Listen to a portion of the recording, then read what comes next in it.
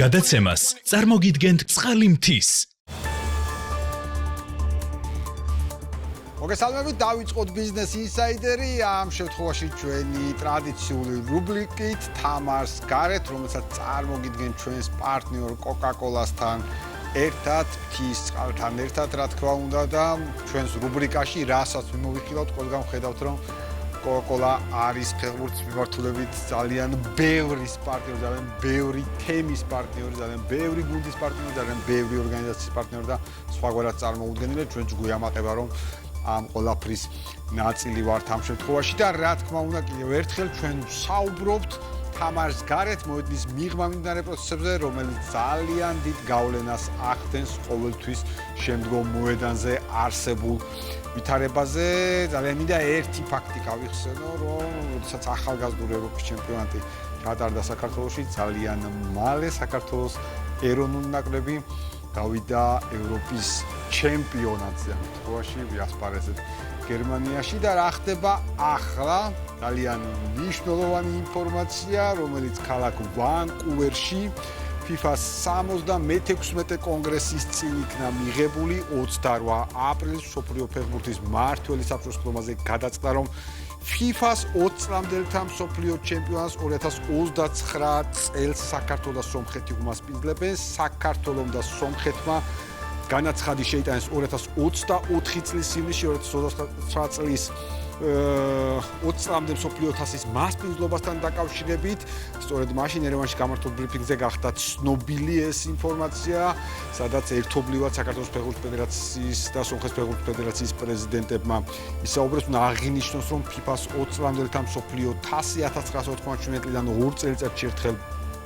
ტარდება. ფინალურ ეტაპზე 24 გუნდი მონაწილეობს. აღსანიშნავია, რომ დამოუკიდებელი ქართული ფეხბურთის ისტორიაში საქართველოს 20 წლამდელთა მსოფლიო თასის სახით FIFA-ს ეგრეთ გამართულ მსოფლიო რანგის ტურნირს პირველად უმასპინძლებს. მასპინძელი ქალაქები, სტადიონების და ტურნირთან დაკავშირებული სხვა საორგანიზაციო ტექნიკური დეტალების შესახებ ინფორმაცია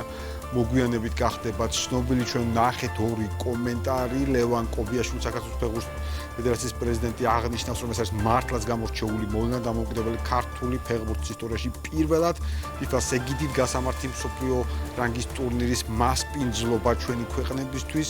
და ფეხბურთისთვის ძალიან მნიშვნელოვანი ტურნირია და მიხარია, რომ ერთად მოგწევს ამ პროექტზე მუშაობა. ყველა ფეხბურთის კომაქს ვულოცავ და დარწმუნებული ვარ, რომ ეს ტურნირიც ისეთივე კვალს დატოვებს ჩვენი ფეხბურთის განვითარების საქმეში, როგორც იმ საერთაშორისო ტურნირებმა დატოვა, რომელთა მასპინძლობის პოზიტიური გამოსვლება ახლო წარსულში გქონდა და რა თქმა უნდა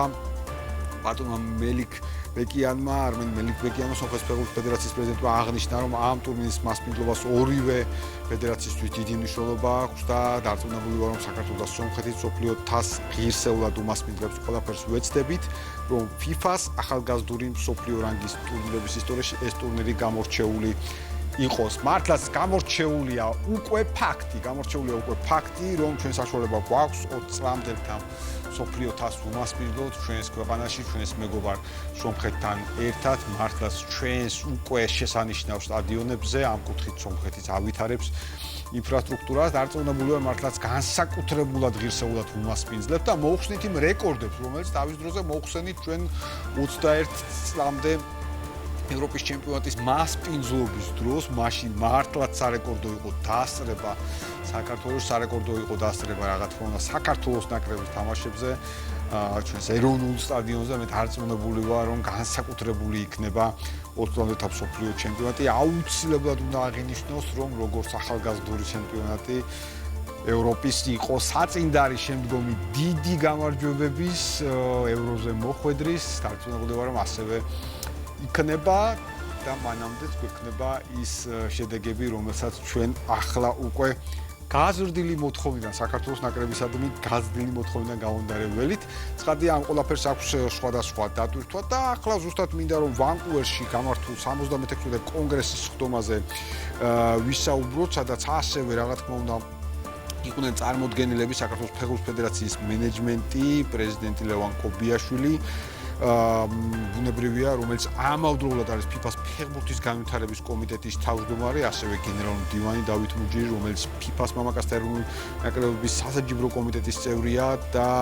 ფედერაციის პირველი ვიცე-პრეზიდენტი კახა ჭურბურიძე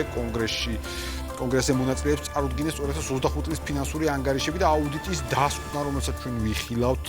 გარკვეულ ნაწილს ჩვენს მიმოხილვაში და ასევე დამტკიცდა 2027-30 წლის ბიუჯეტი და განისაზღვრა 2026-28 წლის აუდიტორთა დანიშნვა. სხვა შორის დღის წესრიგში განხილული იყო წევრი ასოციაციების მიერ წარმოდგენილი წინააღმდეგობები, რა თქმა უნდა, რასმის წინააღმდეგ გლობალური ბრძოლა, როგორც ფეხბურთში თანასწორობისა და ინკლუზიურობის გაძლიერების ერთ-ერთი მთავარი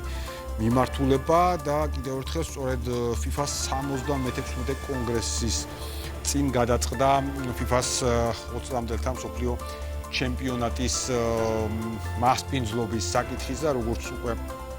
აღვნიშნეთ, ამ ნაწილშიც საკმაოდ აქტიურად განიხილებოდა ასე ვთქვათ, მთელი რიგი ფინანსური საკითხები, ჩვენ სწორედ ეს საკითხები მომამზადეთ ამ ნაწილში, თუმცა მანამდე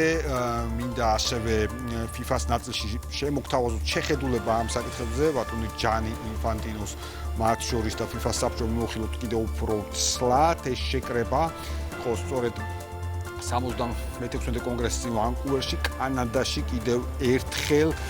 ტურნირის დაწყებამდე ზუსტად 44 დღით ადრე შეიკრიბნენ.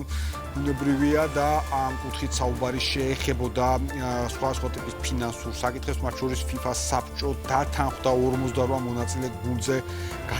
გასანაწილებელი რესურსები გაიზარდოს კიდევ 15%, ანუ ჩვენ ამის მიმოხილვა გქონდა და რომ აღვნიშნოთ ჩვენს მიმოხილვას დაემატა 15% მიმოხილვიდან დღემდე დაემატა 15%, რაც ჯამში შეადგენს 871 მილიონ დოლარს, საიდანაც მოსამზადებელი მიმართულებით გაიზარდა თანხები 1,5 მილიონიდან 2,5 მილიონ დოლარამდე, საკვალიფიკაციო ნაწილში 9-დან 10 მილიონ დოლარამდე და ასე შემდეგ, მოკლედ საკმაოდ გულუხვად შეიძლება ასე ითქვას, FIFA-ს შემთხვევაში დამატებით გადანაწილდა აღნიშნული თანხები, რაზეც შეფასება გააკეთა ჯანი ინფანტინო, როგორც მან აღნიშნა, FIFA ამაყობს, რომ ყველაზე მყარ ფინანსურ მდგომარეობაშია, რაც საშუალებას გვაძლევს უპრეცედენტოდ დავეხმაროთ ჩვენს ყველა წევრ ასოციაციას. ეს კიდევ ერთი მაგალითია იმისა, თუ როგორ ხდება FIFA-ს რესურსების ხელახალი ინვესტირება თამაშში. ბუნებრივია, ეს ძალიან მნიშვნელოვანი ნაწილია ამ კუთხით, ვინაიდან როგორც უკვე აღნიშნა, FIFA საკმაოდ გულუხვად გამოიყურება ამ ნაწილში და FIFA-ს ეს მდგომარეობა ბუნებრივია ჩვენ გვაფიქრებინებს, რომ ამ კუთხით ფეხბურთში ინვესტირება გაგრძელდება. ფეხბურთში ინვესტირების გაგრძელებას განსაკუთრებული მნიშვნელობა აქვს მათ შორის ჩვენნაირი ქვეყნებისათვის, ვინაიდან ფეხბურთის განვითარებაზე ზრუნვა ჩვენ განსაკუთრებით აქტიურად დავიწყეთ და ვხედავთ კიდეც ამ შედეგებს, რომელიც გვაქვს და მნიშვნელოვანია, რომ საქართველოს დელეგაცია საკმაოდ აქტიურად იყო ჩართული ამ პროცესში და როდესაც ჩვენ მიმოვიხილავთ ამ შემთხვევაში FIFA-ს ფინანსურ გადაწყვეტილებებს, იგივე კონგრესის ჭრილში მიღებულ გადაწყვეტილებებს, მოდით შევხედოთ პროცესს კიდევ უფრო ღრმად და კიდევ უფრო დეტალურად და სწორედ ბოლო მონაცემების ანალიზიდან გამომდინარე წარმოგიდგენთ გარკვეულ ფინანსურ მაჩვენებლებს, რომლებიც ოფიციალურად უკვე FIFA-მ გამოაქვეყნა, მათ შორის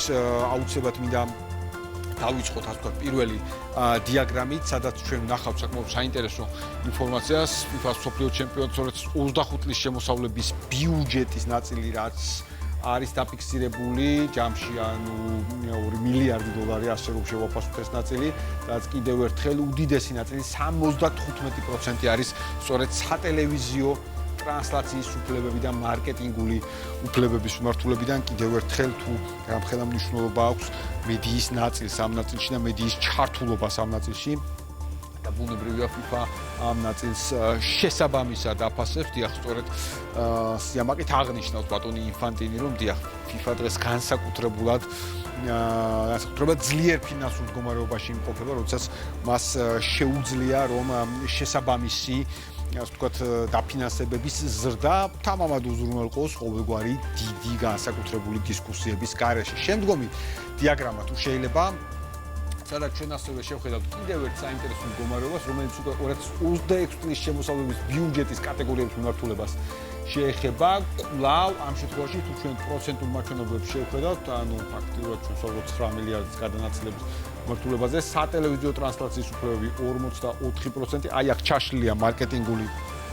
ნაწილი უფრო მეტად, თორემ ჯამში ჩვენ ვუძებთ 64%-ს ამ ჭრილში, ლიცენზიების უფლებები მხოლოდ 1%-ის ნაწილშია წარმოდგენილი და მხოლოდ 34%-ია ჰოსპიტალიტის ნაწილი და ბილეთების გაყიდვის მიმართულება, თუმცა ჩვენ კიდევ ერთხელ ვსაუბრობთ 2026 წლის შემოსავლების ბიუჯეტს ჯამში, რომელიც სხვადასხვა კატეგორიებს ნაწილებდა და ვხედავთ აი ამ კოლოსალურ მაჩვენებებს, რომელიც არის აკუმულირებული FIFA-ს შემთხვევაში და მინდა შემოგთავაზოთ კიდევ ერთი დიაგრამა, სადაც ჩვენ უკვე შევხედავთ საინვესტიციო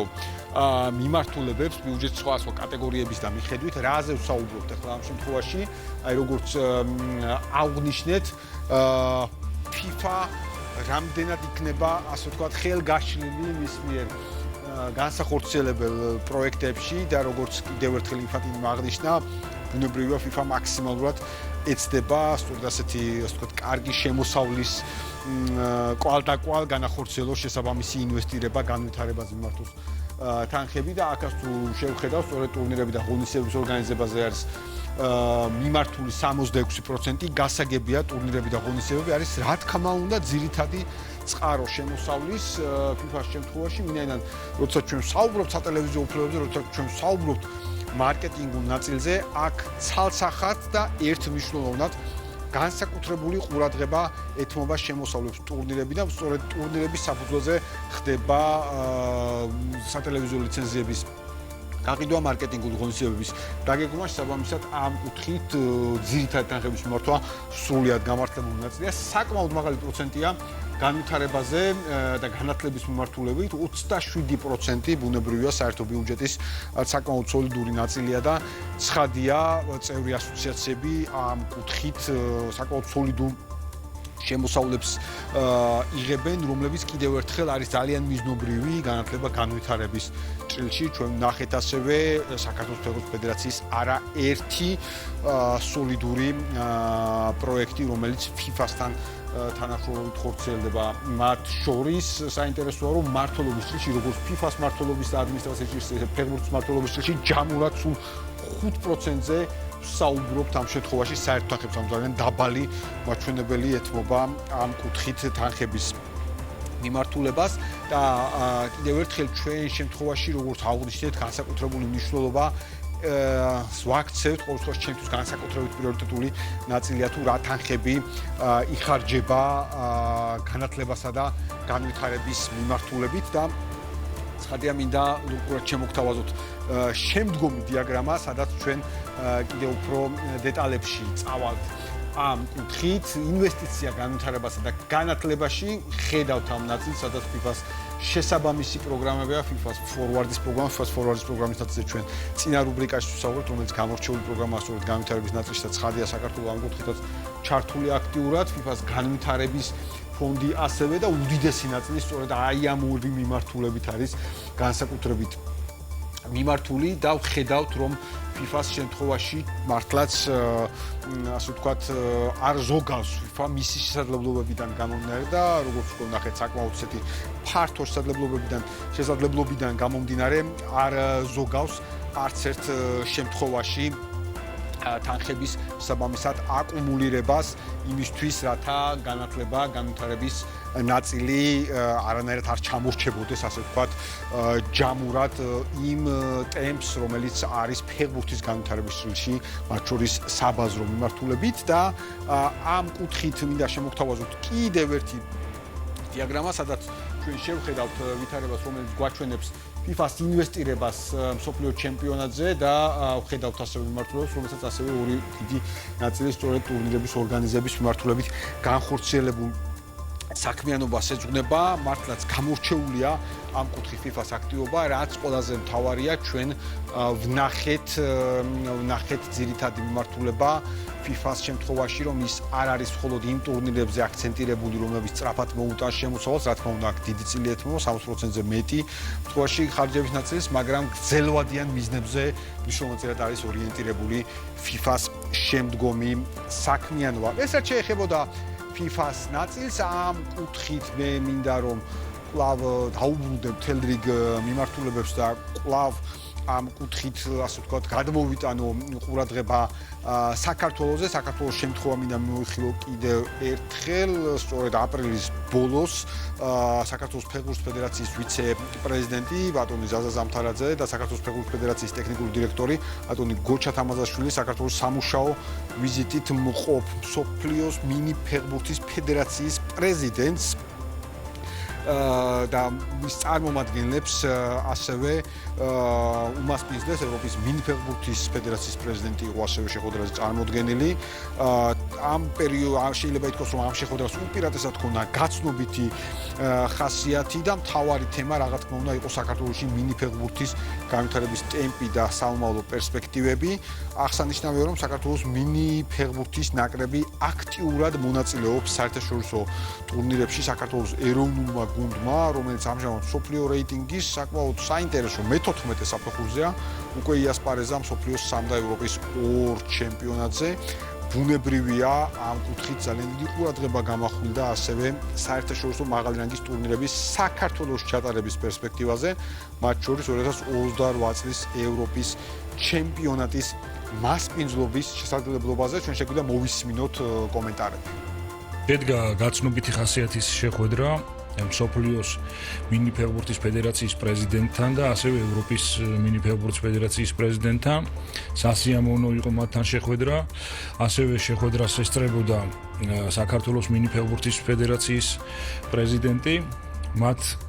რამოდენიმე საათით ადრე შეხვედრა ჰქონდათ სპორტის სამინისტროში, რომელმაც სპორტის სამინისტრომ 2026 წელს ოფიციალურად აღიარა მინიფეხბურთის ფედერაცია და საქართველოს ფეხბურთის ფედერაციაც გამოხატავს მზადყოფნას, რომ მომავალში ითანამშრომლოს ამ ორგანიზაციასთან და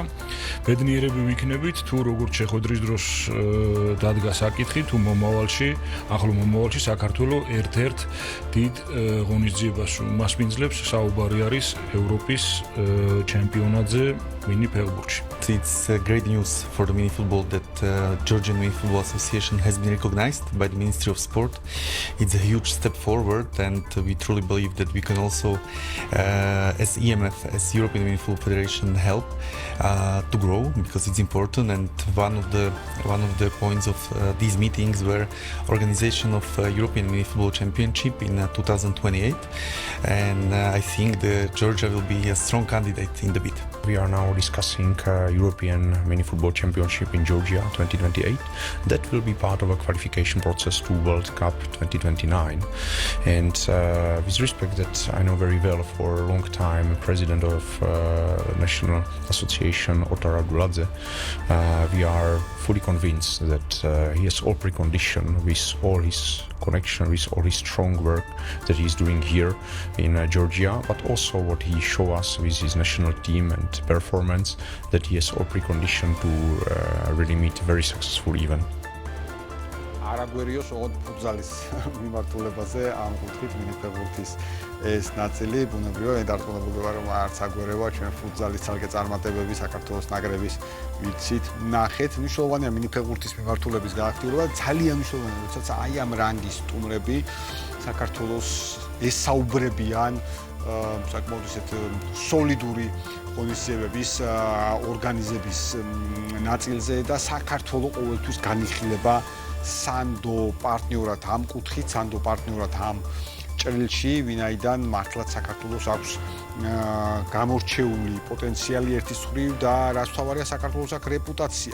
რეპუტაცია, რომელიც უზრუნველყოფს ასე ვთქვათ საქართველოს როლს, მუდმივად საქართველოს როლს, როგორც ფეხბურთში, საფეხბურთო ინფრასტრუქტურაში, განვითარების მიმართულებით ძალიან სოლიდური ქვეყნის ჭრილში. ახლა კი ტრადიციულად ჯერ პირველ რიგში მინდა რომ ვისაუბროთ ერთი ფეხბურთის გუნდის ფინანსურ მდგომარეობაზე, ფინანსურ ისტორიაზე და დღეს ცხადია ჩვენ კვლავ ვეცადეთ რომ აქტუალობის დამიხედვით შეგვერჩია გუნდი, ვიზეც ვისაუბრებდით და პირველ რიგში ვიდრე შემოგთავაზებდეთ მოკლე ვიდეოს, ვიდრე ამ ნაწილს შემოგთავაზებდით და ვიდრე საბამისად ანალიზს, მანამდე მინდა პირველ რიგში წარმოგიდგინოთ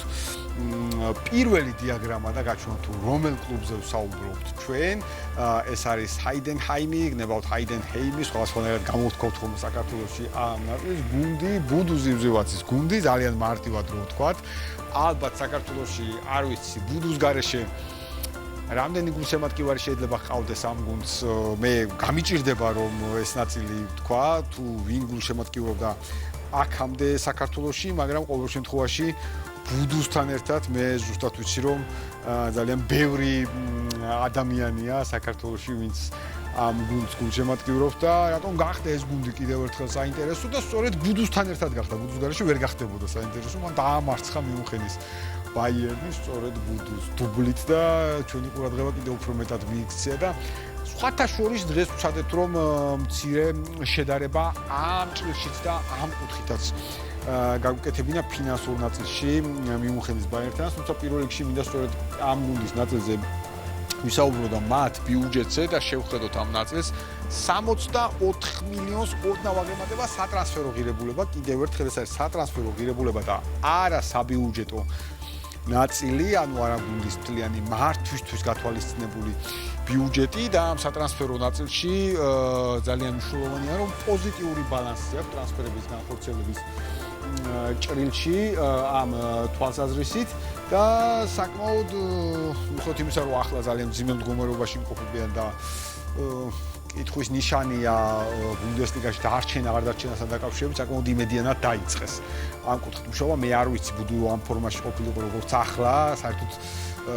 და ტრავმებს არ შეეწუხებინა, მისი ფორმა სამშობლოში ტრავმიანობას გულისხმობ. ეს არ ვიცი კითხვის ნიშანი დადგებოდა თუ არა, ჰაიდენჰეიმი შეინარჩუნებდა თუ არა ბუნდესლიგაში ადგილს, დაწუნებულა ბუდუსთან ერთად შეინარჩუნებდა რა ფორმაში ახლა ბუდუა რომ არ ტოვებს მოედანს უგოლოდ გამექცევა ხოლმე საუბარი საფეხბურთო ასპექტებზე, კვლავ ფინანსურ ნაწილს დაუბრუნდები, ბევრი რომ არ ვისაუბრო კვლავ ამ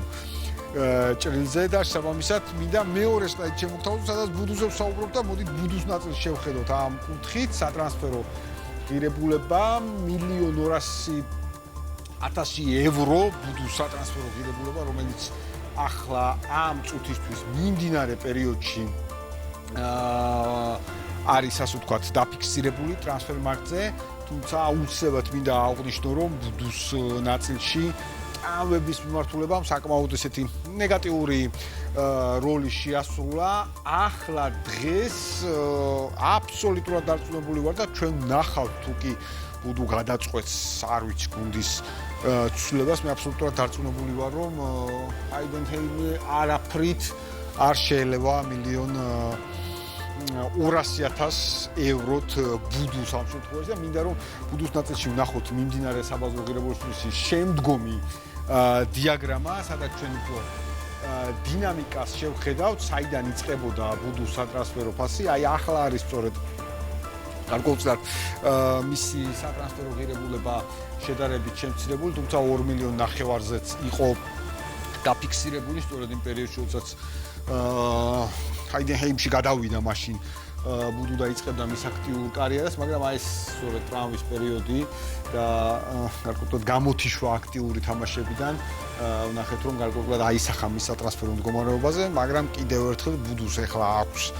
სწორედ ის სპორტული ფორმა და ის პერიოდი, როდესაც არ ვიცი, მე პირადად 2.5 მილიონი ძალიან მიცოტავება ამ დონის და ამ რანგის ფორვარდისთვის მე აბსოლუტურად დარწმუნებული ვარ რომ ბუდუ იმსახურებს კიდევ უფრო მეც ამ ჭრილში და აუცილებლად მინდა ვნახოთ როდესაც ჩვენ შედარებით ნაწილს ვაკეთებთ მაინც შეფასება ამ შემთხვევაში ვის მოუგეს ფინანსური ნაწილი შევაფასოთ ამ ჭრილში და ვსაუბრობთ მიუნხენის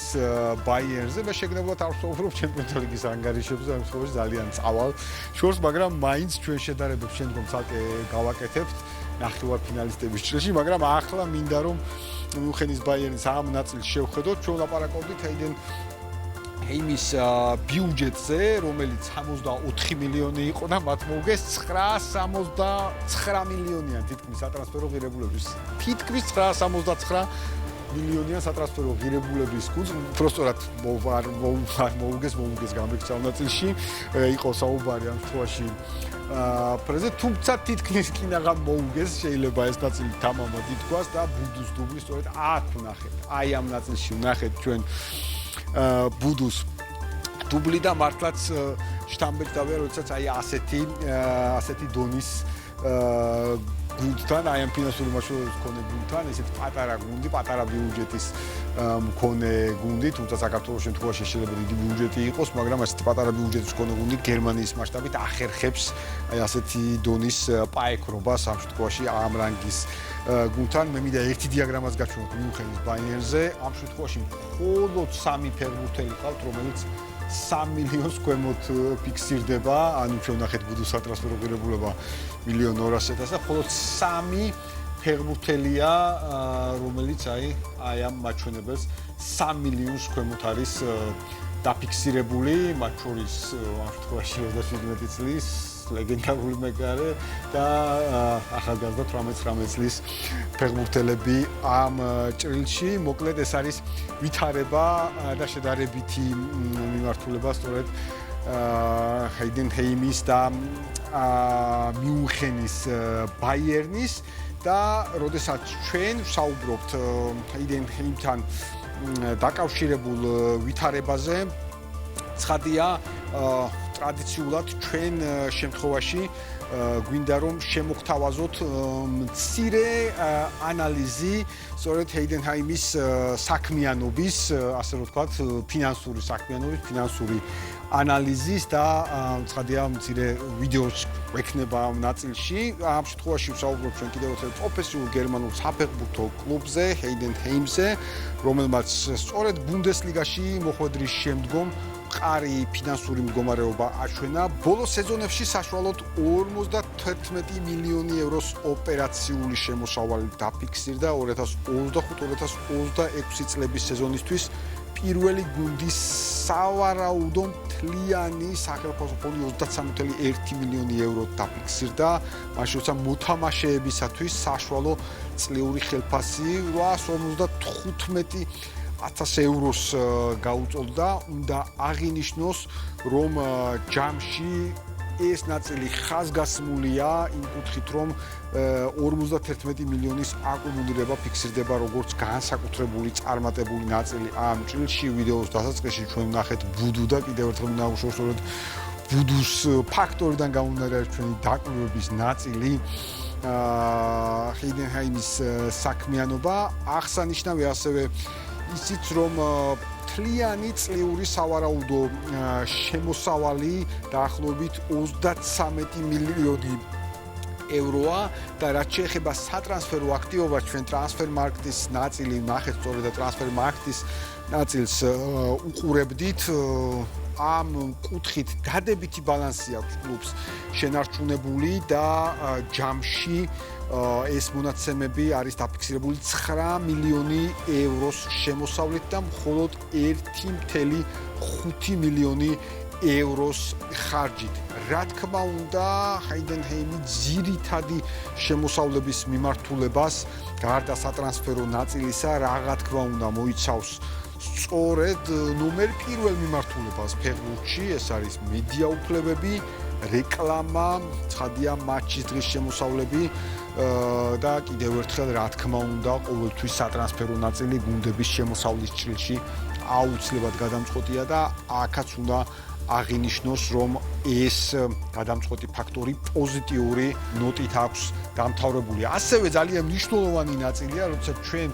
საუბრობთ და აქ შედარება გავაკეთეთ მიუნხენის ბაიერნთან, ხო, და როდესაც ჩვენ და ბიუჯეტურ ნაწილში ვნახეთ სხვაობა 900 მილიონი და მეტი, მაგრამ მიუხედავად ამისა, როცა ვსაუბრობთ ასეთი ევროპული მასშტაბით, ბუნდესლიგის მასშტაბით, ევროპის ტოპ 5 ლიგის მასშტაბით მოკრძალებული ბიუჯეტის მქონე კლუბზე, თუ როგორ ახერხებს ეს კლუბი მაინც სხვადასხვა ტიპის მარკეტინგული აქტივობების განხორციელებას და როგორ არ არის მისი ერთადერთი შემოსავალი მიუხედავად დადებითი ბალანსისა სატრანსფერო ღირებულება და როგორ აძლევს თავისუფლებას მათ შორის სატრანსფერო კუთხით განახორციელოს მისი მასშტაბიდან საკმაოდ მნიშვნელოვანი ტრანსფერები და ეს კიდევ ერთხელ ყოველთვის გვინახავთ ხაზგასმის აღვნიშნოთ რომ არის ძალიან კარგი მაგალითი მსგავსი სტილის გუნდების მართვის მოდელზე დაკვირვება ქართული კლუბებისთვის ასევე ვინაიდან როდესაც გადაცემას ვამზადებდით და ვაკვირდებოდით ჰაიდენჰაიმის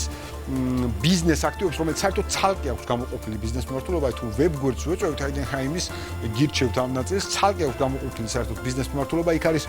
უამრავი სხვადასხვა შეთავაზება ბიზნესისთვის და თითოეული ასეთი გუნდი, თუნდაც მცირე ბიუჯეტის, შედარებით მცირე ბიუჯეტის ამ მასშტაბებში ახერხებს დივერსიფიცირებული პროდუქტების შეთავაზებით უზრუნველყოს ასევე შემოსავლის დივერსიფიცირება და არ იყოს ერთ რომელიმე ფაქტორზე დამოკიდებული. ჰაიდენჰაიმს უნდა წარმატება უსურვო, რამდენად დარჩება ბუნდესლიგაში, თუმცა დარჩენა ცხადია უსურვებთ, მაგრამ რა თქმა უნდა პირველ რიგში მინდა წარმატება უსურვო ბუდუს და მე დარწმუნებული ვარ, რომ ჩვენს ერთ-ერთ შემდგომ ნაწილზე, როდესაც ბუდუს შესახებ ვისაუბრებთ, მის სატრანსფერო ღირებულებას კიდევ უფრო მეტად წარმოვაჩენთ. კიდევ ერთხელ შეგნებულად ავსაუბრობთ ჩემპიონთა ლიგის ამ ნაწილზე, ჩვენ შემდგომ რუბრიკაში უკვე დეტალურად მივიხილავთ ფინალურ წლის ჩემპიონთა ლიგის ნახევარფინალისტებს, უკვე ფინალისტების, მაგრამ ამას ნახევარფინალიდან მოყოლებული კიდევ ერთხელ გავივით. ჩვენ გქონდა ერთი სრული მიმოხილვა, მაგრამ ახლა უკვე აქცენტირებული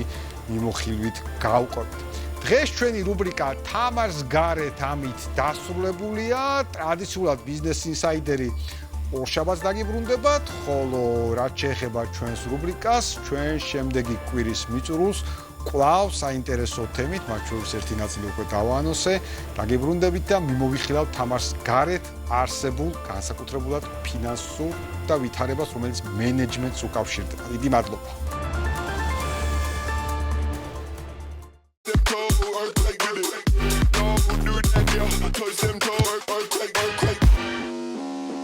გადაცემას წარმოგიდგენთ წყალი მთის